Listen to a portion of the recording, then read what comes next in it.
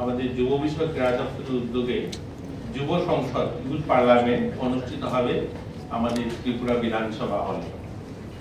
এটা 2019 সালে শুরু হয়েছে।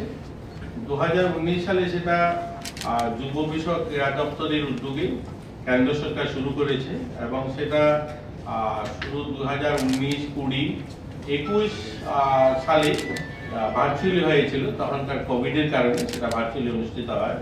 পরবর্তীতে সেটা 21, 22, 23 আবার পার্লামেন্টে হয়েছে সেই অনুষ্ঠান এবং সেখানে প্রতি বছর সংখ্যাটাও বেড়েছে। গত বছর যেটা হয়েছে 2022-23-এ সেখানে প্রায় 2,01,000-এরও বেশি ছেলেমেয়েরা সেখানে পার্টিসিপেট করেছে। এবার যেটা হবে আমাদের এখানে আমরা 8টা জেলার যুবদেরকে 4টা জায়গায় তাদের কম্পিটিশন হচ্ছে আজকের দিনে। আজকে যেমন আমাদের ফটিকরায় কলেজে 59 জেলা এবং আমাদের উত্তর জেলার যুবদের সেখানে কম্পিটিশন চলছে এবং আমাদের আগরতলাতে সিপাহী জেলা এবং খোয়াই জেলা আর পশ্চিম জেলা একত্রিত অনুষ্ঠান হচ্ছে ত্রিপুরা ইউনিভার্সিটিতে এবং ধলাই জেলা কমলপুরে অনুষ্ঠান হচ্ছে, গোমতী এবং দক্ষিণ জেলা বিলুনিয়াতে অনুষ্ঠিত হচ্ছে। সেখানে যারা কম্পিটিশনে অংশগ্রহণ করবেন সেখান থেকে 40 জন, প্রত্যেক যে কম্পিটিশন থেকে 10 জন করে 40 জন আসবে। এই 40 জন আমাদের ত্রিপুরা বিধানসভা ভবনে হলে 23 তারিখে সকাল 11টা থেকে এখানে কম্পিটিশন হবে। এখান থেকে 3 জন সিলেকশন হবে। সেখানে আমরা জুরি নির্ধারণ করা হয়েছে, যারা বিচারক মন্ডলীতে থাকবেন মাননীয় কল্যাণী রায়, থাকবেন মন্ত্রী সুশান্ত চৌধুরী মহোদয়, থাকবেন অভিষেক দেবরয় এবং রামপদ জমাতি, ওনারা থাকবেন এবং মাননীয় অধ্যক্ষ মহোদয় থাকবেন। ওনারা যে বিচারকে 3 জন সিলেকশন হবে এবং তারা পার্লামেন্টে যাবেন। এই অনুষ্ঠানটা হবে এই বিকশিত ভারত নির্মাণের লক্ষ্যে প্রধানমন্ত্রীজির উদ্যোগ। আপনারা জানেন যুব উৎসব এবার যাদেরকে যুব হিসাবে সেখানে অংশগ্রহণ করেছে সেই বয়সটা ছিল 15 থেকে 25, অর্থাৎ আমরা যে বিকশিত ভারত কল্পনা করছি 2047 সাল, সেই 2047 সালে যারা নেতৃত্ব দেবে, যারা তখনকার সময় এই দেশকে পরিচালনা করবে, তাদের ভাবনা, তাদের চিন্তা, তারা দেশ নিয়ে কি ভাবছেন, তারা সমাজ নিয়ে কি ভাবেন, এগুলোর সচেতনতা বৃদ্ধি করতেই, দেশাত্মবোধ জাগ্রত করতে এই অনুষ্ঠানটা আয়োজন করা হয়ে থাকে। এটা অনুষ্ঠিত হবে। দ্বিতীয় একটা কার্যক্রমের সঙ্গে কথা বলেছিলাম যে আমরা একদম গ্রামীণ স্তর থেকে আমরা কিছু খেলোয়াড় ট্যালেন্ট সার্চ একটা প্রতিযোগিতা শুরু করেছিলাম।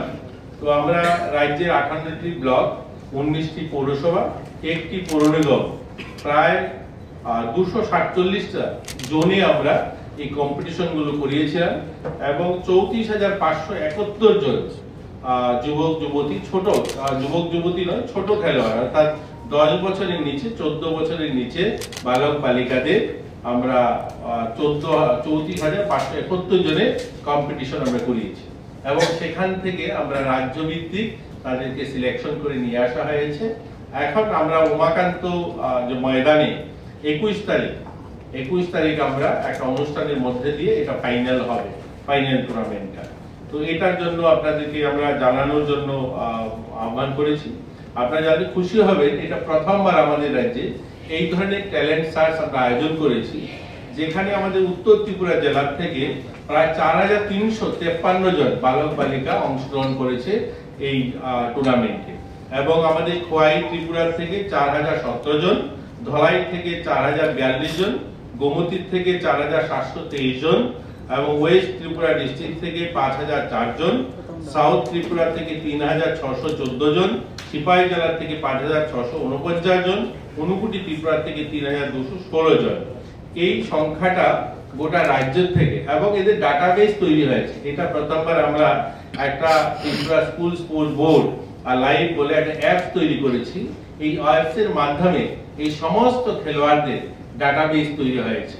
আমরা কোথায় কোন ব্লকে কতজন খেলোয়াড় আছে, কোন ক্যাটাগরিতে, যেমন আমরা যে কম্পিটিশন গুলো করিয়েছি সেটা হলো ফুটবল, খোখো, কবাডি, অ্যাথলেটিক্স, কোথায় কি ক্যাটাগরি ছেলেমেয়েরা রয়েছে সেই ডাটাটাও আমাদের কাছে রয়েছে। আমাদের লক্ষ্য হলো যে আমরা এই বয়সে অর্থাৎ 14 বছরের ছেলে মেয়েদেরকে যদি আমরা ট্রেনিং করিয়ে নিতে পারি, এখন যদি তাদেরকে আমরা ভালো কোচিং করাতে পারি, তাহলে ভবিষ্যতে আপনারা জানেন আমাদের 40টা ডেডিকেটেড কোচিং সেন্টার রয়েছে এবং স্পোর্টস কাউন্সিলেরও আমাদের 60খানা কোচিং সেন্টার রয়েছে। এই কোচিং সেন্টারগুলোর কাছে এই ডাটাবেসটা যখন পৌঁছে যাবে, তারা তাদেরকে ডেকে সেখানে কোচিং করাতে পারবে এবং এখানে আমরা রাজ্যভিত্তিক যেখানে ট্যালেন্ট সার্চটা হবে, এখান থেকে যারা ভালো খেলোয়াড় বেরিয়ে আসবে তাদেরকে আমাদের এখানে সাই কোচিং সেন্টার রয়েছে, খেলো ইন্ডিয়া কোচিং সেন্টার রয়েছে, আমাদের যে স্পোর্টস স্কুল রয়েছে, আমাদের যে বাজারঘাটে যে স্পোর্টস ব্যবস্থা রয়েছে, সেখানে তাদেরকেও আমরা আরো উন্নত ট্রেনিং এর জন্য নিয়ে আসতে পারবো। এর জন্য এই আমরা ট্যালেন্ট সার্চ স্কিমটা চালিয়েছিলাম এবং এটা আমরা ব্যাপক সাড়া পেয়েছি। আগামী দিন হয়তো আমরা এই বছর না হলেও আমরা 1-2 বছর পরে এই যারা এসছে তারা 10 থেকে 14 বছরের, যখন তারা 16-17 বছর 18 বছর হবে, তখন আমরা সারা দেশে জাতীয় স্তরে খেলাধুলায় আমরা সুনাম অর্জন করতে পারবো, আমরা প্রত্যাশিত। তার জন্য এটা আমরা করা হয়েছে। এছাড়া আমাদের যুব বিষয়কে আরো 1-2টা কার্যক্রম রয়েছে। অনুষ্ঠানের সাথে সাথে আমাদের ব্লাড ডোনেশন ক্যাম্প, আমরা এই 21 তারিখ যখন এই উদ্বোধনটা হবে, তার পরবর্তীতে আমরা একটা ব্লাড ডোনেশন ক্যাম্পের আয়োজন করা হয়েছে এবং 23 তারিখ সকাল 10টায় উমাকান্ততে একটা মেগা ব্লাড ডোনেশন ক্যাম্প হবে। অনুরূপভাবে রক্তদান শিবির জেলাতেও প্রত্যেকটা আমাদের যুব বিষয়ক ক্রীড়া দপ্তরের উদ্যোগে প্রত্যেক জেলাতে ব্লাড ডোনেশন অনুষ্ঠান হবে এবং ওই দিন সানডে সাইকেল রেস আমাদের পিআই যারা রয়েছে তাদের মধ্যে অনুষ্ঠিত হবে। এই ধরনের কার্যক্রম চলছে এবং আগামী দিনও আমরা চাইবো আমাদের ছেলেমেয়েরা যেন ভালো প্রদর্শন তারা করতে পারে সারা দেশে। আপনাদেরও সহযোগিতা আমরা চাইবো। এই মোটামুটি বিষয় আমাদের। আর আপনাদেরও আমন্ত্রণ রইল আমাদের 23 তারিখে যেটা অনুষ্ঠিত হবে বিধানসভাতে, যেখানে আমাদের ইউথ পার্লামেন্ট যেটা হবে, সেখানে আপনারাও আমন্ত্রিত, আপনারাও থাকবেন। আর আমাদের যুব যারা, এটা আমাদের জন্য যে 15 থেকে 25 বছরের ছেলে মেয়েরা বিধানসভাতে দাঁড়িয়ে তাদের অভিব্যক্তি, তারা কি ভাবছে আমাদের রাজ্য নিয়ে, রাজ্যের রাজনীতি নিয়ে, এগুলোই এখানে আলোচনার বিষয়ও কিন্তু এগুলোই রয়েছে। তো দেশাত্মবোধ নিয়ে তারা কি ভাবে, তো সেই বিষয়গুলো আপনারা মানুষের সামনে তুলে ধরতে পারবেন। নতুন আমাদের ছেলে মেয়েরাও তাদের অনেকখানি উপকৃত হবে। আর কেউ কিছু জিজ্ঞাসা করবেন? স্যার, স্পোর্টস স্কুল নিয়ে